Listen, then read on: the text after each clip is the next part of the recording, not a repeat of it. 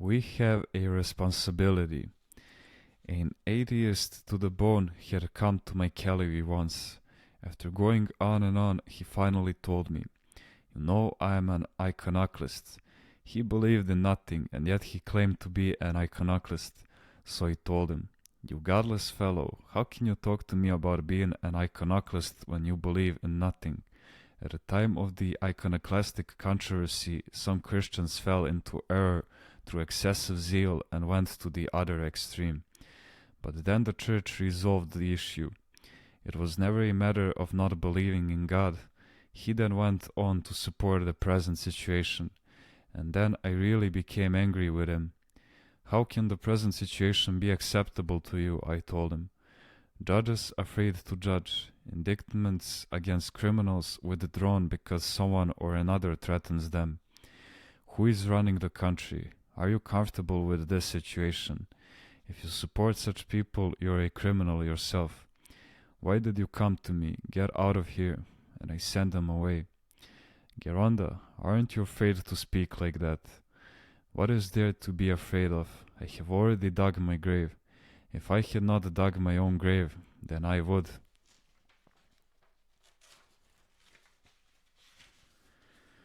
Be concerned about the person who would tire himself digging it. As it is now, someone only has to throw in a few shovelfuls of soil. I have in mind another atheist, a blasphemer, who had said the most blasphemous things about Christ and Panagia, one who is permitted to appear on television. Even the church does not take a stand to excommunicate some of these people. Such people should be excommunicated, but the church seems reluctant to do so.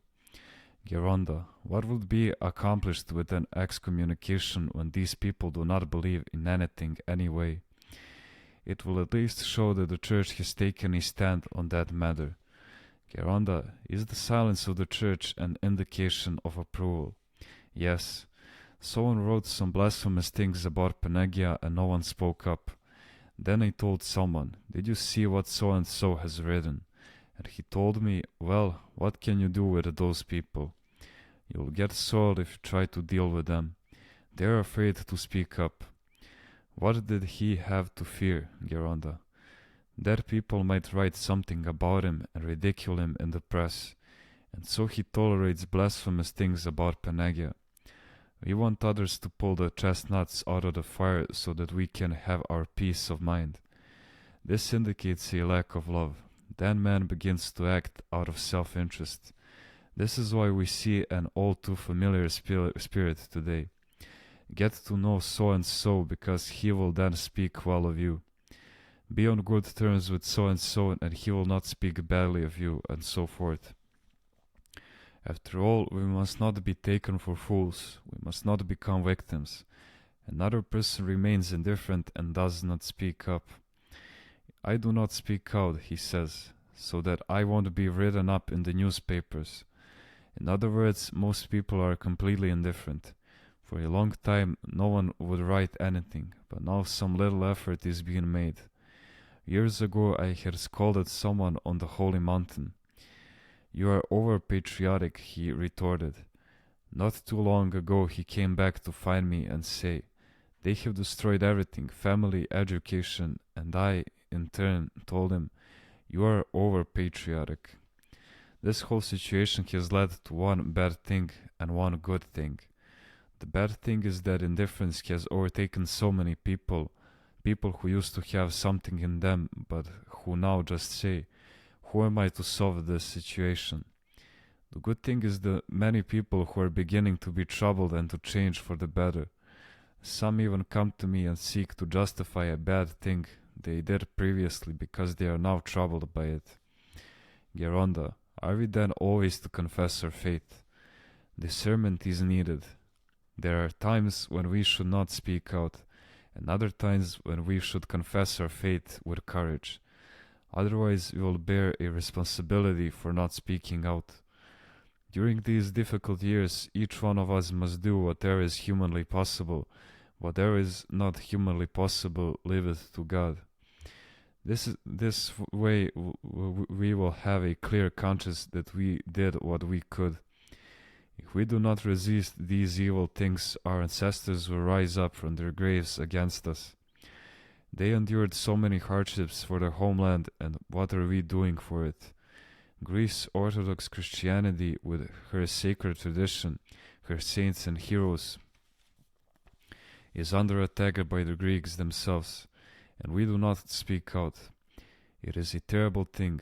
I told someone, "Why don't you speak out against what so and so is saying?" And he replied, "What can one say? That person is totally depraved. If he is totally depraved, all the more reason to speak out and strike him down." They do nothing, they let him go on with his depravity. I actually spat at one of the politicians in disdain. Say at least that you do not agree. Be forthright. Your attitude is that as long as you are all right, everything else can be ruined. If Christians do not confess their faith, if they do not react, such people will do even worse things. But if they react, then they'll think twice about it. But I suppose many Christians nowadays are not made for battles. The early Christians were tough nuts. They transformed the world, and during the Byzantine period, if even one icon was removed from the churches, the people rose up in protests. Here Christ was crucified so that we may be resurrected, and we remain indifferent. If the church does not speak up so as to avoid a conflict with the state, if the metropolitans do not speak up in order to be on good terms with everybody, and especially with those who help them with the church foundations, if the monks of the Holy Mountain do not speak up for fear of losing their subsidies, who is going to speak up? I told one of the abbots, if they threaten to cut off your subsidy, tell them, we will then no longer provide hospitality to the pilgrims, so they will think twice about that. The professors of theology also do not speak out against these abuses. They reason. We are civil servants. We will lose our salary, and how are we then to live? In the meantime, the monasteries have been caught up with the pensions.